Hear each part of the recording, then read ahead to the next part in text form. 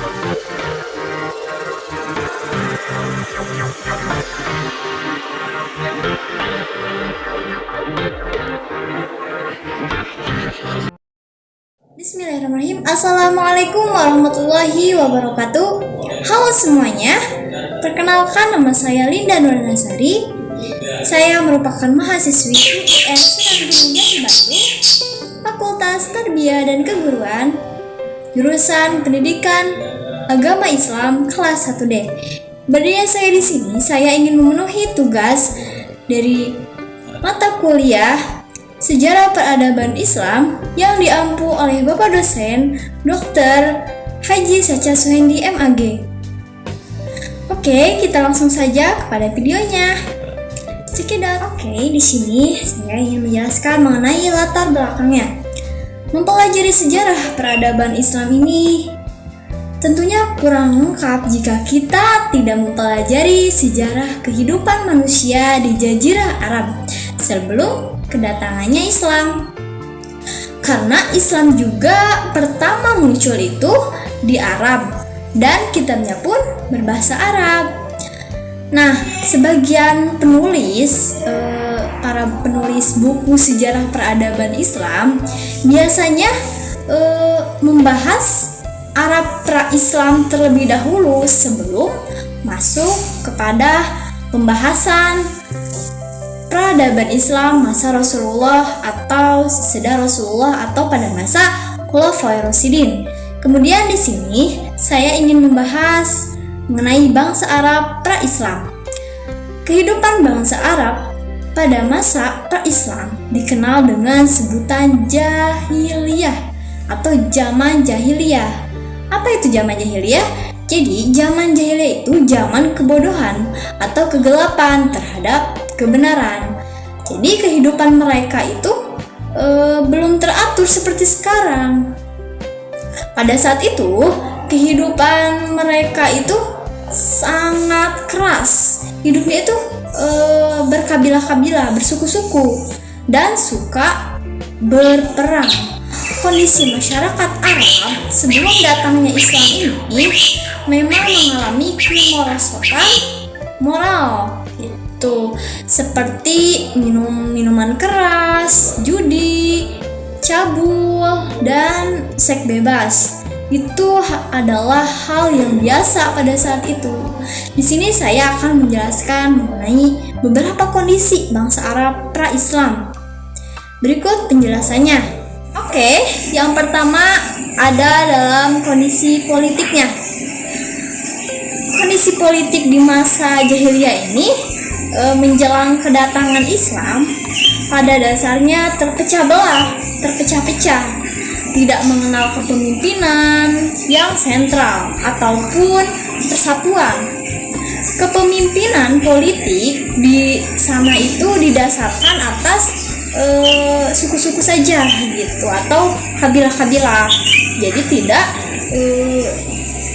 kepemimpinan sentral gitu. Untuk apa? Untuk mempertahankan diri dari serangan suku-suku yang lain saja gitu. Jadi pada masa itu bangsa Arab ini tidak memiliki sistem atau norma yang secara ketat gitu. Jadi untuk mengatur wilayah kehidupan sosialnya baik antar individu ataupun antar kelompok. Yang kedua ada dalam kondisi ekonomi. Orang-orang Arab di masa jahiliyah ini sangat dikenal dengan bisnis dan perdagangan sebagai sumber ekonominya. Perekonomian bangsa Arab di negeri Yaman yang merupakan negeri yang subur, khususnya di sekitar bendungan Marib, di mana pertanian maju secara pesat dan menakjubkan. Kemudian yang ketiga dalam kondisi moralnya. Jadi masyarakat Arab jahiliyah pada dasarnya ini memiliki sejumlah sifat-sifat yang positifnya gitu dan kelebihan-kelebihannya, seperti sifat dermawan, pemberani, ramah, serta cinta kebebasan. Ingatannya pun kuat, tetapi semua itu tenggelam dan tidak mampu menampilkan moralitas tingginya masyarakat Arab pada saat itu. Karena apa? Karena ada satu kondisi yang menyeliputi kehidupan masyarakat Arab, yaitu kemusyrikan, kekafiran, ketidakadilan, kejahatan, dan fanatisme suku-suku, sehingga menghalalkan segala cara. Nah, jahil atau bodoh di sini itu bukan berarti buta huruf atau tidak mengenal pengetahuan sama sekali, namun disebut jahil itu mereka itu tidak mengetahui hakikat dan sumber kebenaran dan tidak mengenal Tuhannya yang mereka semestinya sembah. Kemudian yang keempat ada kondisi budaya. Berkaitan dengan kelebihan bahasa, bangsa Arab pun pandai dalam bidang sastranya, khususnya membuat syair-syair. Bangsa Arab juga mahir dalam membuat dan menghafal silsilah keluarga dan nenek moyangnya. Kemudian peradaban Islam pada masa Nabi Muhammad SAW. Mengenai biografi Nabi sendiri, Nabi itu dilahirkan pada hari Senin 12 Rabiul Awal tahun Gajah. Beliau dilahirkan dengan keadaan yatim di rumah Abu Thalib dari Bani Hashim. Ayah beliau bernama Abdullah bin Abdul Muthalib ini meninggal dunia pada saat beliau baru berumur 2 bulan dalam kandungan sang ibu Aminah binti Wahab. Dan setelah lahir, beliau disusui seorang perempuan dari Bani Sya'ad bin Abu Bakar bernama Halimah binti Abi Zu'aib. Pada masa kecilnya, Nabi Muhammad ini diisi dengan menggembala domba orang-orang Quraisy. Hal itu ia lakukan untuk apa? Untuk membantu perekonomian pamannya. Salah satu perbedaan itu yang kemudian dikenal luas oleh masyarakat Mekah ketika itu adalah kejujuran yang sangat menonjol pada diri Nabi Muhammad ini. Dikarenakan kejujuran itu, kemudian beliau diberi gelar Al-Amin, orang yang terpercaya artinya itu. Ketika usianya 40 tahun, pada tanggal 17 Ramadan 611 Masehi, malaikat Jibril mendatangi dan menyampaikan wahyu Allah yang pertama, yaitu surat Al-Alaq ayat 1-5. Berarti secara simbolis Nabi Muhammad ini telah dilantik sebagai nabi akhir zaman. Kemudian peradaban dan pemikiran Islam di Mekah.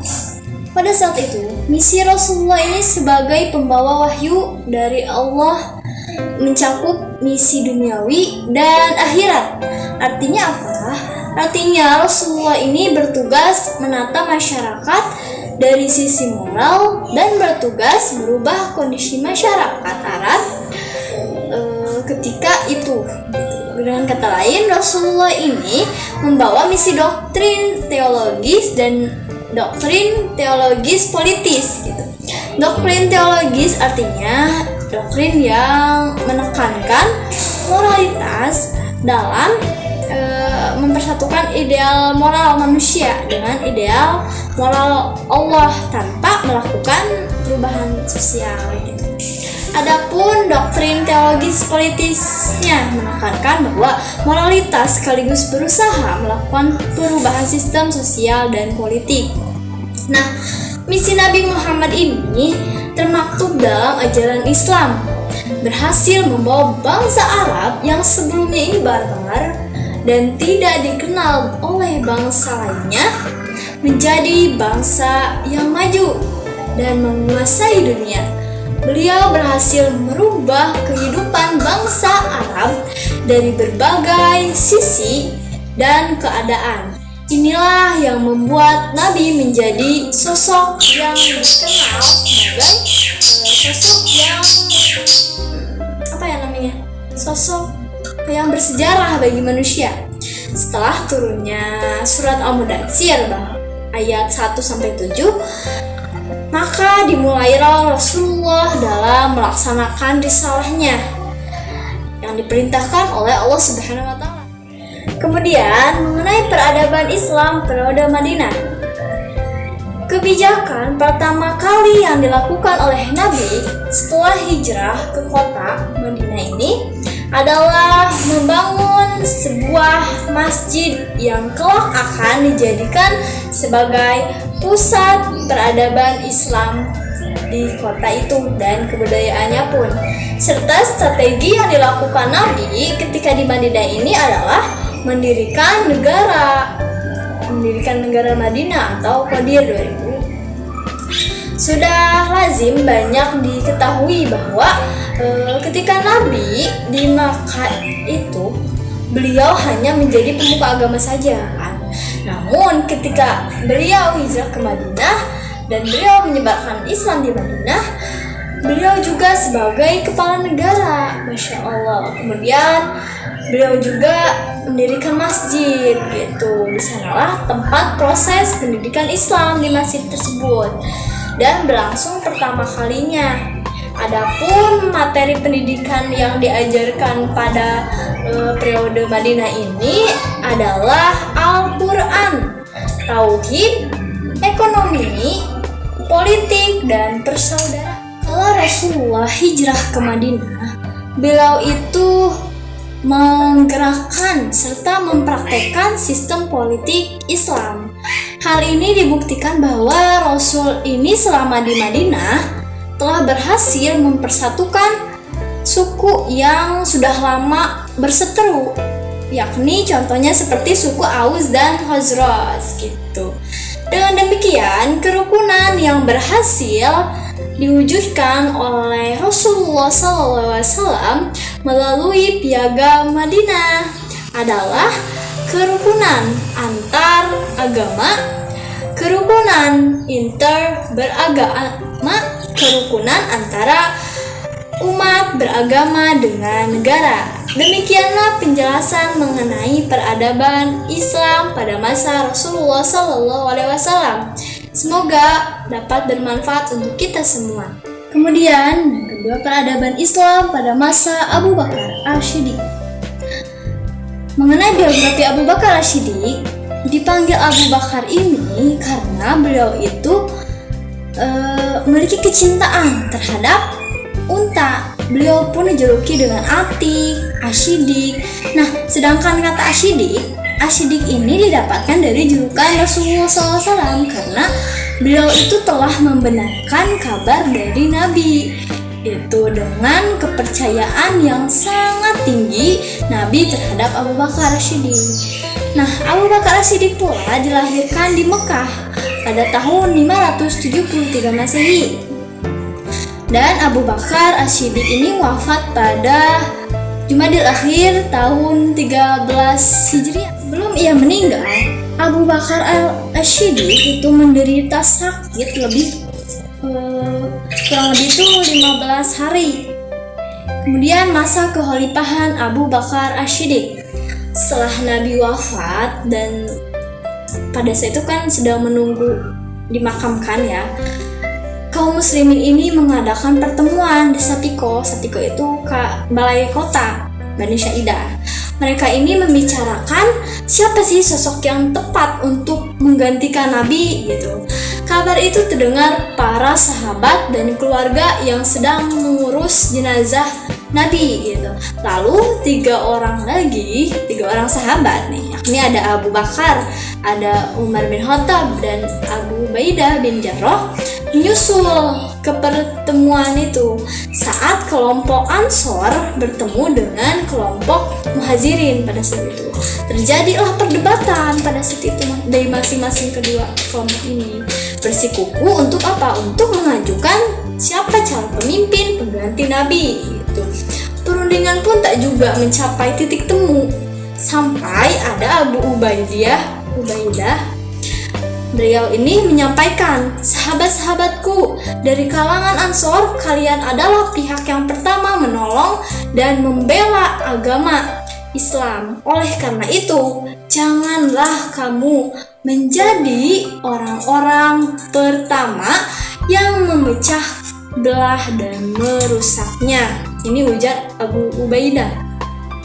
Setelah suasananya tenang, terpilihlah bahwa Abu Bakar ini pantas menjadi pengganti Nabi. Alasannya mengapa? Alasannya terpilih Abu Bakar, yakni yang pertama karena sahabat Nabi yang paling dekat, yang paling senior gitu, selalu dekat dengan Rasul SAW, sehingga beliau itu tahu cara memimpin umat dan negara gitu. Kemudian beliau juga dermawan, sehingga kekayaannya ini yang dimiliki beliau dapat digunakan untuk perjuangan umat gitu. Kemudian beliau juga disegani kaum Quraisy karena tegas, cerdas, dan mau bekerja keras. Pernah menggantikan Nabi sebagai imam sholat pula ketika Nabi sakit. Kemudian masa pemerintahan Abu Bakar. Di masa kepemimpinannya yang singkat, Abu Bakar juga telah menyelesaikan perpecahan yang terjadi di tiap suku-suku bangsa Arab. Beberapa suku tak mau lagi tunduk kepada pemerintahan Madinah setelah Rasul wafat. Mereka menganggap perjanjian berakhir seiring wafatnya Rasul. Abu Bakar menyelesaikan perpecahan itu lewat apa? Lewat perang Riddah atau perang melawan kemurkaan pada saat itu, kemurtadan. Panglima yang berjasa memimpin perang yakni pada saat itu ada Khalid bin Al-Walid. Hal lain yang dihadapi Abu Bakar yakni orang yang tak mau membayar zakat pada saat itu, dan orang-orang yang menganggap dirinya ini sebagai nabi pengganti Muhammad gitu. Abu Bakar juga mengumpulkan ayat-ayat suci Al-Quran yang disalin menjadi sumber hukum Islam. Kemudian prestasi Abu Bakar As-Siddiq, ada beberapa prestasi yang diraih Abu Bakar As-Siddiq menjadi khalifah ini. Yang pertama, beliau telah menampas dan memerangi orang yang murtad. Kemudian yang kedua, melakukan kodifikasi Al-Quran. Kemudian yang ketiga, memperluas wilayah kekuasaan Islam. Kemudian keteladanan Abu Bakar As-Siddiq itu yang pertama, jujur, ikhlas, dermawan, taat kepada Allah Subhanahu wa Ta'ala dan Rasulnya. Kemudian dia pun rendah hati, kesetiaannya terhadap Rasulullah SAW, keteguhan iman, ilmu dan pengetahuannya pun kuat. Kemudian selanjutnya peradaban Islam pada masa Umar bin Khattab. Mengenai biografi Umar sendiri, Umar bin Khattab ini dilahirkan 13 tahun setelah tahun gajah, tahun kelahiran Nabi Muhammad SAW, pada tahun 582 Masehi. Sedangkan ibunya bernama Hantamah binti Hashim bin Mughirah bin Abdullah. Nasab Umar radhiyallahu anhu ini bertemu dengan nasabnya Nabi Muhammad pada saat nasabnya Ka'ab ibn Lu'ay gitu. Umar ini berasal dari kalangan keluarga terpandang atau suku Adi yang termasuk rumpun Quraisy pada saat itu. Umar ini memiliki kecerdasan yang luar biasa, bahkan dikatakan mampu mempraktikkan hal-hal yang akan terjadi pada masa yang akan datang. Kemudian masa pemerintahan Umar bin Khattab. Setelah Khalifah Abu Bakar radhiyallahu anhu ini memerintah selama kurang lebih 2 tahun, namanya Abu Bakar ini jatuh sakit kan. Kondisinya itu kan semakin menyebabkan munculnya kecemasan kepada Umar dan sahabat yang lainnya. Apabila tidak segera menunjuk atau menentukan siapa orang yang akan menggantikan beliau gitu, jabatannya sebagai khalifah. Abu Bakar itu kemudian memilih Umar bin Khattab untuk menggantikannya menjadi khalifah. Abu Bakar ini membuat sebuah baiat yang berisi sebagai penunjukan bahwa Umar bin Khattab ini sebagai penggantinya gitu. Umar ini diangkat menjadi khalifah dengan dibaiatkan pada intinya. Jadi pada bulan Jumadil Al-Akhirah tahun 13 Hijriah tepatnya. Selama pemerintahan Umar, kekuasaan Islam pun tumbuh dengan sangat pesat. Pasukannya pasukannya tuh berhasil mengalahkan dua kekuatan besar saat itu, yakni Romawi di barat dan Persia di timur. Pada 634 tentara Muslim sebanyak 46.000 orang mengalahkan 300.000 tentara Romawi di dataran Yarmouk. Kemudian prestasi Umar bin Khattab yang telah diraihnya, yang pertama perluasan wilayah dalam masa kepemimpinannya 10 tahun Umar radhiyallahu anhu. Itulah penaklukan penting dilakukan orang Arab gitu. Yang kedua itu bidang kemiliteran Umar bin Khattab itu dicatat sejarah sebagai orang yang pertama kali mendirikan kamp-kamp militer yang permanen. Kemudian yang ketiga meningkatkan administrasi negara. Nah, selain itu pun ada prestasi dalam bidang administrasinya. Yang pertama itu dimulainya penanggalan Hijriah, ada perluasan Masjid Nabawi, orang yang pertama mengumpulkan orang-orang untuk melaksanakan sholat tarawih. Keteladanan dari Umar bin Khattab ini, yang pertama ini ada mengutamakan adil, selalu amanah, hidup bersahaja, suka bermusyawarah, dan lain sebagainya. Kemudian selanjutnya peradaban Islam pada masa Utsman bin Affan. Mengenai biografi Utsman bin Affan, beliau ini dilahirkan pada tahun kelima sesudah lahirnya Rasulullah SAW, yakni pada tahun 574 Masehi atau 4 Hijriah ya. Utsman ini lahir dari keluarga saudagar yang sangat kaya raya. Hartanya pun sangat berlimpah, tak membuatnya ini kufur. Justru beliau ini semakin dermawan terhadap kekayaannya. Utsman bin Affan ini tergolong dalam kelompok as-sabiqun awwalun pula, atau orang-orang yang pertama masuk Islam kan. Beliau ini masuk agama Islam dengan ajakan Abu Bakar pada saat itu. Jadi sejak saat itu Utsman ini selalu setia pada Rasulullah SAW di masa kenabiannya gitu. Utsman ini selalu menginfakkan pula hartanya di jalan Allah Subhanahu wa taala. Kemudian pada masa pemerintahan Khalifah Utsman bin Affan.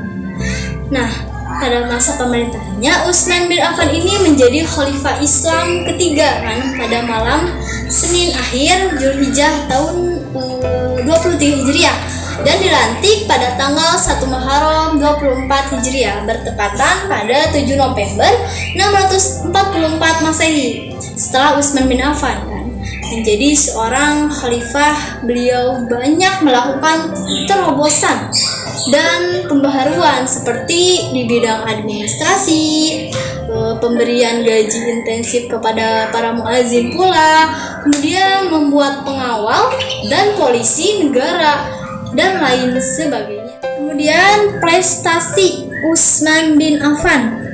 Yang pertama ada melakukan kodifikasi mushaf Al-Quran. Kemudian yang kedua melakukan renovasi terhadap Masjid Nabawi. Kemudian memperluas daerah kekuasaan Islam. Kemudian membentuk armada angkatan laut. Nah, selain itu adapun keteladanan Utsman bin Affan. Yang pertama kepedulian kepada agama dan umat. Kemudian yang kedua kedermawanannya. Yang ketiga keberaniannya, dan yang keempat kesederhanaan dan rendah hatinya. Kemudian yang terakhir keteguhan iman dan akidahnya. Kemudian selanjutnya yang terakhir ada peradaban Islam pada masa Ali bin Abi Thalib. Mengenai biografi Ali bin Abi Thalib. Nah, Ali bin Abi Thalib ini lahir pada tahun 21 sebelum Hijrah atau 603 Masehi atau 8 tahun sebelum Nabi Muhammad SAW ini diutus menjadi seorang Rasul. Jadi sewaktu lahir yaitu diberi nama Haidarah oleh ibunya. Kemudian diganti oleh ayahnya dengan Ali. Ali bin Abi Thalib adalah termasuk seorang yang Pertama masuk Islam atau as-sabiqun al-awwalun gitu kan, yang termasuk itu dari kalangan anak-anak sekitar berumur 8 atau 10 tahun pada saat itu. Kemudian problematika yang terjadi pada masa Khalifah Ali ini, yang pertama fitnah kubro. Yang pertama perang antar sahabat, itu fitnahnya tuh. Yang kedua timbulnya aliran-aliran dalam Islam. Ada 3 aliran-aliran tersebut. Yang pertama itu Syiah, ialah pengikut Ali. Yang kedua ada Khawarij, ialah orang-orang yang keluar dari barisan Ali atau pemberontak. Dan yang ketiga itu ada Sunni. Sunni ini ialah pengikut Muawiyah dan sebagian pihak yang netral. Kemudian yang terakhir mengenai prestasi dan keteladanannya. Prestasi Ali bin Abi Thalib yang pertama itu menggantikan pejabat kurang cakap. Yang kedua ini membenahi keuangan negara atau Baitul Mal. Yang ketiga ini memajukan bidang bahasa. Yang keempat bidang pembangunan. Nah, kemudian keteladanan yang diambil dari Khalifah Ali ini adalah bersikap tawadu walaupun memiliki jabatan. Yang kedua, pemimpinnya ini sangat peduli terhadap rakyat. Dan yang ketiga, senantiasa mengingatkan sesama terhadap kebaikan. Demikianlah ringkasan materi mengenai sejarah peradaban Islam. Semoga dapat memberikan manfaat bagi kita semua. Mohon maaf jika banyak kesalahan. Mohon untuk dikritik dan diberikan saran. Terima kasih. Wabillahi taufiq wal hidayah. Wassalamualaikum warahmatullahi wabarakatuh. See you.